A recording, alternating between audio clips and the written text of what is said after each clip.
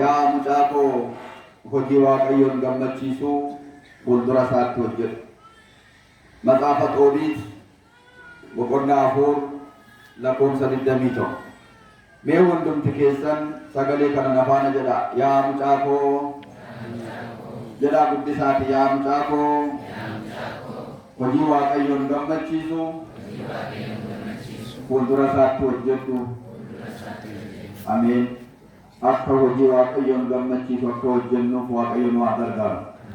Egaa kaayyoon barumsa kanaadhaa akkuma beektane har'aa baatii keessa gaafa 13 guyyaa qulqullaa'aa Rufaa'eliin itti yaadatamuudha. Abbooliin keenya baay'een isaanii guyyaa har'aa kana yaadataman baay'een isaanii hin jiru. Karaa adda biraa har'aa yaadannoo hundeeffamaa manni barumsa sanbataa kun hojii waaqayyoon gammachiisuu faaruudhaan humna isaanii aarsaa godhuudhaan mana waaqayyoo keessa jiraachaa lakkaachaa waggaa 35 ga'an. Yaadannoo kanaa kabajachuudhaaf fagoodhaa dhiyoodhaa hundumti keenya immoo isaan faana buunee hojii gaarii hojjechuudhaaf nu. Egaa kaayyoon barumsa kanaadhaa namni amma jiraatutti hojii waaqayyoon gammachiisu yoo hojjete galgalli isaas waan isa gammachiisu ta'a. Galgalli ishees waan ishee gammachiisu ta'a. Kanaaf kaayyoon barumsa kanaadhaa silas manni barumsa sanbataa hundaa'uun hojii waaqayyoon gammachiisu hojjechuudha. Mee waan tokkoon sin gaafadha. Mee hojii waaqayyoon gammachiisu maali? Namni nama akka isaatii, namni nama jaallatu waan nyaatamu kenneefi gammachiisuu ni danda'a. Waan dhugamu kenneefi gammachiisuu ni danda'a. Uffata mana ijaaree kenneefi birrii kenneefi kan biraa waanuma argamu namaaf godhee namni nama akka isaatii gammachiisuu ni danda'a. Garuu mee waaqayyo jiraata hundaa kan qabu hundumtuu harka isaa hundumtuu qeesaa kan ta'e garuu namni mee maaliin gammachiisuu danda'a jettanii yaaddu? Mee wanti waaqayyoon gammachiisu maalidha dhala namaarraa? Kana keessatti ilaallaa waaqayyo nu haa barsiisu. Egaa barumsi kun barumsa seenaa garaa namaa cabsu, nama boosisu, nama jabeessu qaba. Hunda isaaniin dubbadha yoo jedhe garuu dheerachuu danda'a. Amma garuu qottoonfachiiseen gabaabseen waliin barannaa.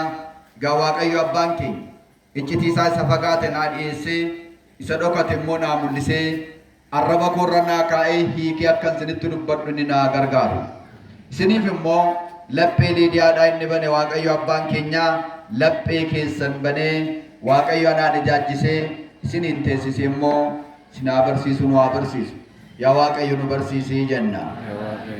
Ameen. Waaqayyo nu haa barsiisu.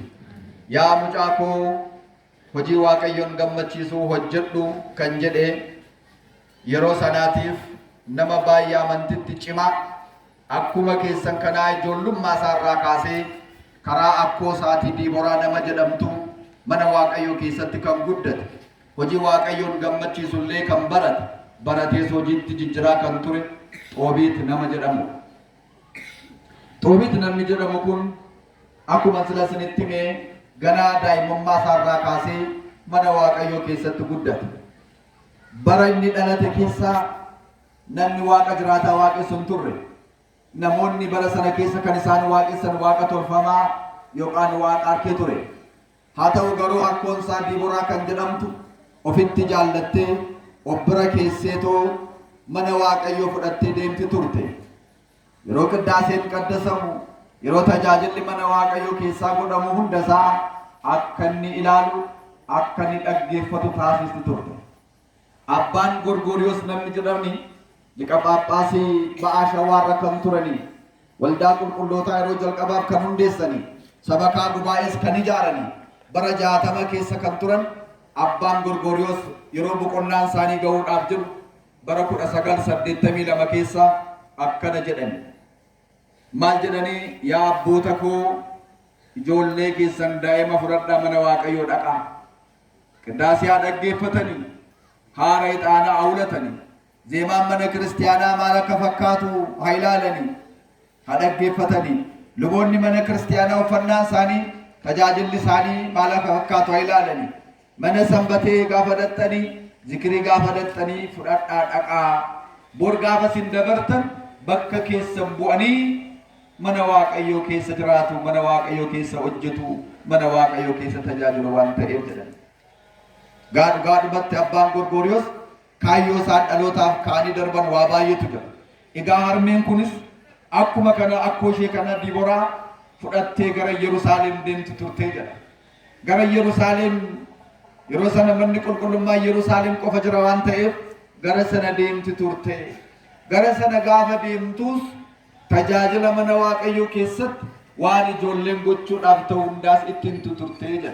Yaa maatiiwwan waaqayyoo, mee har'a daa'ima keessan fudhattanii sammuu isaanii warra qataan liccaa ta'e kanaan waan arganiif waan dhagaan akka qabataniif meeqan keessantu mana waaqayyoo fudhatee? Meeqan keessantu waa'ee mana waaqayyoo itti hima? Meeqan keessatu waa'ee arkeef, waaqa arkeedhaaf, waaqa tolfamaa, waa'ee waaqayyoo adda baastanii meeqan keessattu itti hima? Waa'ee ergamoota waaqayyoo, waa'ee haadha waaqayyoo, waa'ee qulqullootaa meeqan keessattu itti hima? Hin irraanfatinaa itti hima. Sammuu isaanii hallichaa ta'een dursa kana qabatanii jennaan mana waaqayyoo keessa waggaadhaan jiraatu. Eebba waaqayyoodhaan guutamanii jiraatu. Hojii waaqayyoon gammachiisu hojjetanis galgalli isaanii gammachuudhaan guutama. Jaran amma akka kana fagoodhaa dhiyoodhaa kan dhufne waaqayyoon gammachiifnee akka waaqayyoon nu gammachiisuuf eebba fudhachuu dhufne. Miti laata? Kaayyoon amma dhufaatii keenyaa mootummaa waaqayyoo dhaalu. Mootummaa waaqayyoo dhaaluun immoo hundarra caala gammachuu bara bara argachuu. Kun immoo kan ta'uu danda'u amma kan hojjennu sanaan, amma kan facaafnu kanaan bor immoo ammanna waan ta'e. Isa kana nu godheef galanni waaqayyootiif haa ta'u. Kanaaf mucaan kun mana waaqayyoo keessatti guddata. Mana waaqayyoo keessattis gaafa guddatu harmee intala bareedduu maqaan ishee Haannaa jedhamtu wajjin gaa'ela dhaabbata. Achumaan ishee irraas immoo mucaa eebbifamaa Xoobiyaa kan jedhamu tokko argata. Mucaa eebbifamaa Xoobiyaa kan jedhamu tokko argata. Kanaaf abbaan kun akkuma akkoo isaarraa barate edda mana dhaabbatee booda, edda ilmoo godhatee boodallee gara Yerusaalem dhaqaa ture jedha. Yeroo sana keessa namni gara Yerusaalem dhaqu hin turre biyya sana keessa. Kanaaf inni garuu gara Baabiloon yookaan immoo magaalaa Nanawwee keessaa ka'eetoo gara Yerusaalem dhaqa ture jedha. Egaa maatiiwwan waaqayyootti gaafa dhaqus immoo akkoon isaa waatti himtee turte. Mana waaqayyoo gaafa dhaqxu harka kee qullaa hin dhaqin.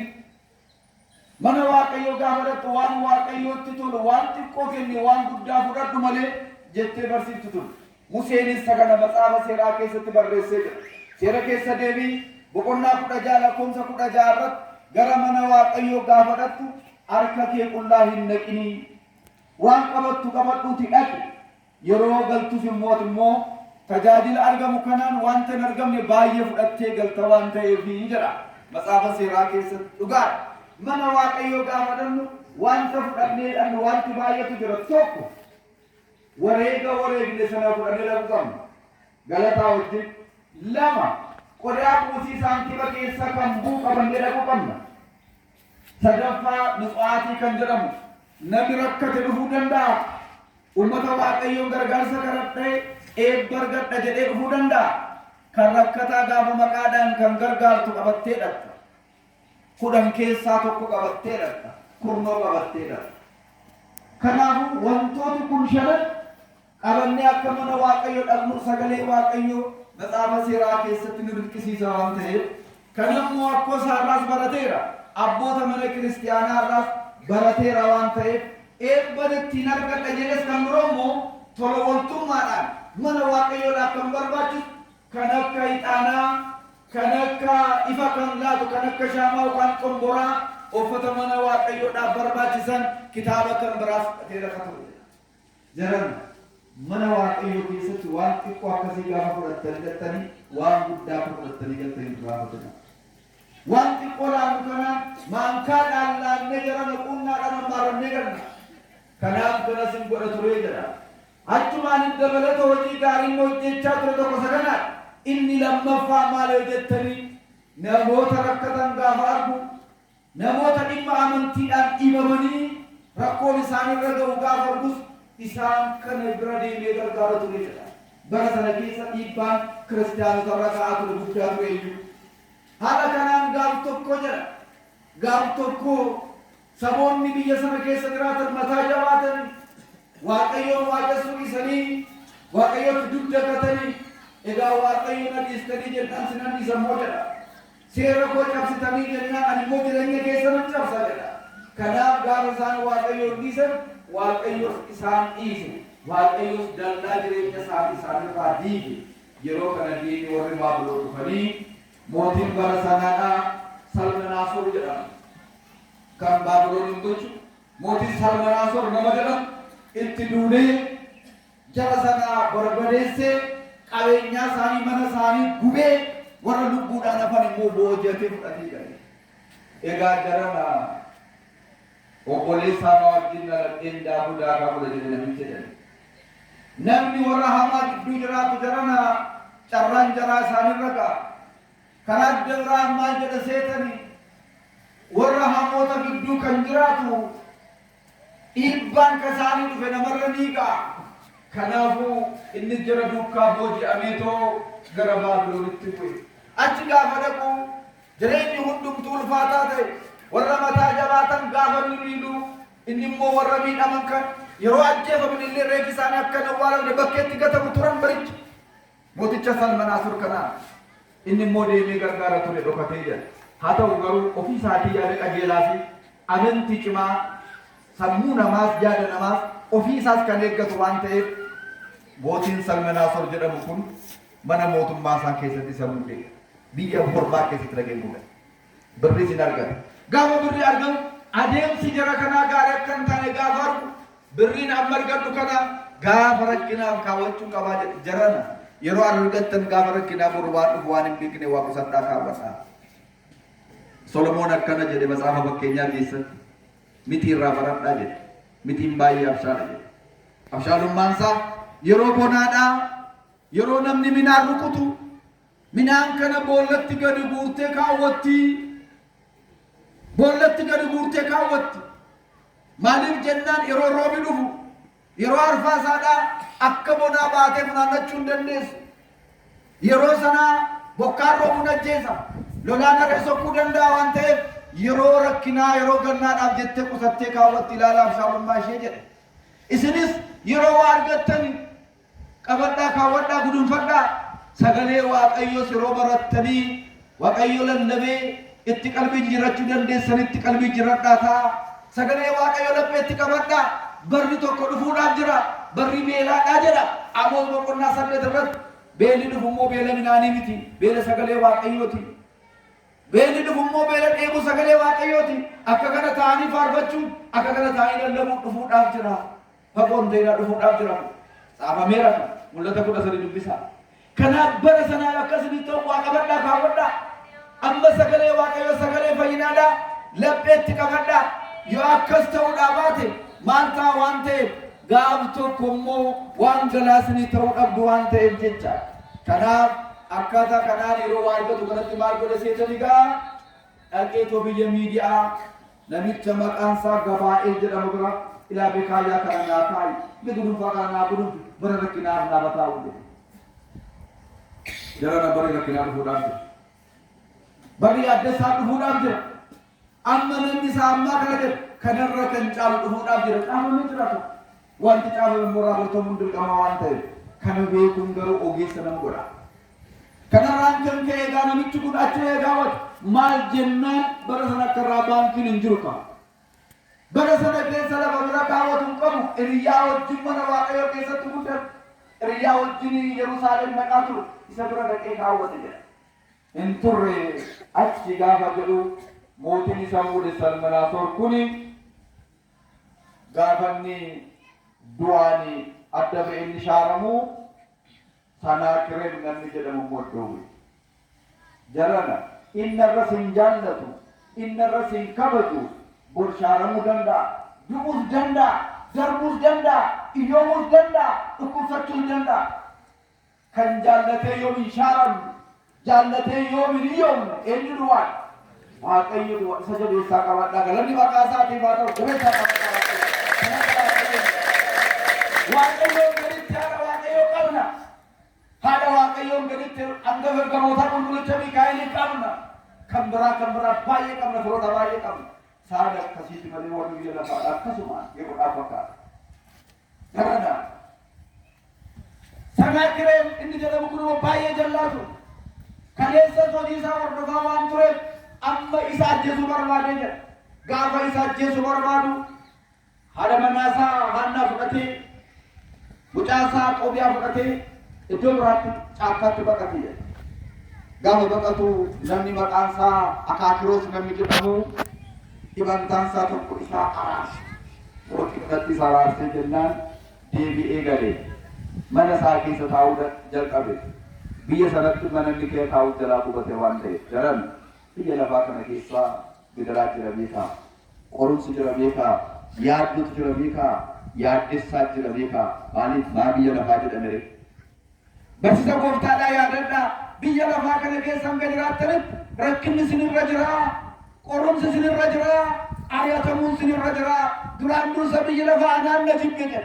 Muka jiidhaa itti akkas godhanii jedhee sagogaa matta kuduraata jedhe gooftaan maqaa isaaf dalannaa ta'u. Eddanaan akkanna godhanii gooftaa isaanii, uumaa isaanii, qoricha isaanii, fayyisaa isaanii edda akkas godhanii siniin mattan gochuudhaaf jiru ga'e. Kanaaf biyya lafaa keessa amma jiraattanitti rakkinni jira jedhe. Namoonni baay'een maan qoramaa jiru, maan dhukkubsataa jiru, maan dhabaa jiru. Ijaraan biyya lafaatti dhabuu qabda. Yeroo qormaati jiru biyya lafaatti jedhu. Keenya biyya lafaa miti jireenya biyya waaqarraati. Biyya waaqarraa dhaaluu kan dandeenyu moo yoo obsee qofaadha. Mee yaadadhaa akka jira sagaleen tokko hojii ergamoota boqonnaa 14 lakkoofsa 22 kaasee kana jedha. Barattoonni erga cuubama erga afura qulqulluun bu'ee fi booda lallaba wangeelaaf gara addunyaatti ba'uudhaaf fula turan sooman jedha. Edda soomanii booda lallaba isaan lallaban maaliif gidiraa biyya lafaadhaa mo'achuudhaaf soomnee kadhatu nurra jiraata jedhanii jedha. Yoo akkana godhe malee mootummaa waaqayyoo dhaaluu hin dandeenyu jedhanii jedha. Akkana jedhanii lallaba isaaniitti bobba'an mee barattoota keessaatii ciisee kan beekamu. Hundi isaanii akka oolaatti qalamanii akka suuquttiitti kukkutamanii kan akka Toomaas immoo fayyaatti gogaan akka oolaa qalan qolan irraa baasanii namni isaatti ashaboo soogidda dhaqanii galaana keessa buutanii seetan. Hundi isaanii namni akkasiin bu'ee jiru wareegamanii madu'an biyya lafaadha. Kanaaf gara kanatti gaafa isin deebisu amma gaa'inni dhokatee raatee waan gaarii bare sana waan gaarii waaqayyoon gammachuu sana hojjechuu jalqabe. Kun yeroodhas kun yeroos miti hin jedhin jabaadhu tajaajila keetti fufe jedhe sababii jira. Kun yeroodha yeroo miti. Mijataadha mijataa miti hin jedhin amma si danda'a miti. Hojii waaqayyoon gammachuu jechuuf jabaadhu. Namni si biraa bitaa mirgaan kee akka hin dhiisin namni waan facaasee hammata. Isa jabaate ilaali jedha. Isa gaarii hojjetu ilaali jedha malee hamaa immoo ilaali hin jedhu. Hamaan akkeessin jedha. Ergaa Yohaannis 3 lakkoofsa 9 irratti akkana jedha. Hamaan akkeessin gaarii akkeessi malee.